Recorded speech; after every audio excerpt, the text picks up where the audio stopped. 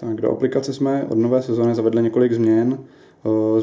Jedna změna je zcela zásadní a je to pozitivní a negativní účast na ledě, kterou budete zaznamenávat od nové sezóny jenom vy statistici a už se nebude zaznamenávat v boxu.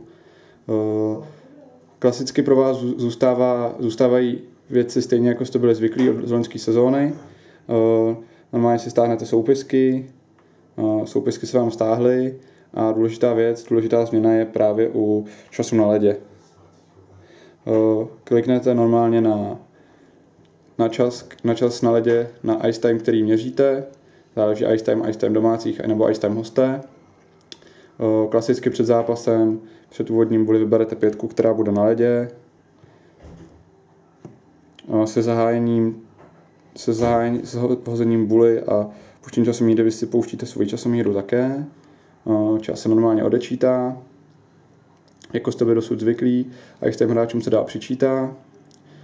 V případě, že padne gól, důležitá věc je i hned stopnout časomíru, zkontrolovat hráče pohledem, jestli opravdu hráči, které máte označené, tak skutečně byli na ledě. V případě, že tam byl někdo jiný, tak si hráče normálně přeoznačíte, označíte tam někoho jiného.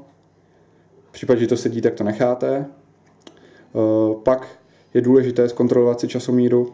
Tady máme třeba čas 19:47, tak abyste měli stejný čas na vašem tabletu, jako je na ukazateli score, případně nějaké kostce, nebo kde se vám ukazuje na vašem stadionu čas. V případě, že máte tady to všechno seštelované, klikáte na tlačítko Goal. Jakmile kliknete na tlačítko Goal, vyjede vám kontrolní hláška, opravdu chcete odeslat gól a vypíše vám to kompletní 5, kterou jste si označili. V případě, že to souhlasí, zase opět pohledem zkontrolujete, klikáte na ano. Vyjede kontrolní hláška, gól byl úspěšně odeslán. V případě, že by se vám nevěla kontrolní hláška, gól byl úspěšně odeslán, nebo mohl být jakýkoliv jiný problém, zapisovatel by se vám ozval, že se mu pozitivní nebo negativní účast nenašetla, tak je důležitá další věc. Nahoře šipka, kterou jste viděli zpět, je to tady vedle zeleného čtverečku od Wi-Fi. Tu šipku dlouze podržíte, najde vám správce úloh. Ve správci úloh nahoře je odrážka góly, kterou vy si rozkliknete a napíše vám to, jaký gól byl odeslán. Já už jsem tu předtím odesílal 2 góly, takže je vidět, že všechny 3 góly byly odeslány správně. V případě, že by nebyl odeslán správně, tak tady místo OK budete mít křížek červený a ten červený křížek vy odstraníte tím, že na to kliknete, na ten váš vybraný špatný gól, a vám to tady napíše kontrolní hlášení, a jestli ten gól chcete odeslat znovu, že se neodeslal, to by vám tam napsalo, a tak ho odešlete znovu, a až budete mít zelené OK, tak vám ten gól bude správně připočten.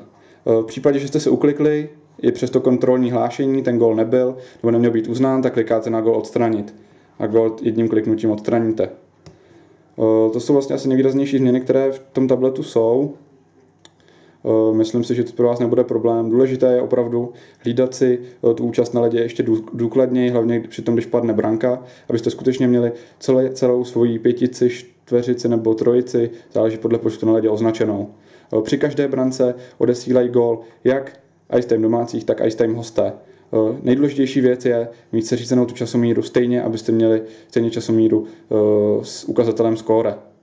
Protože jakmile byste to měli vychýlené, mohla by pak nastat nějaká odchylka a celé vaše snažení by mohlo být špatné. To je asi všechno, co bych vám k tomu mohl říct. Tak děkuju a přeju úspěšné statistiky.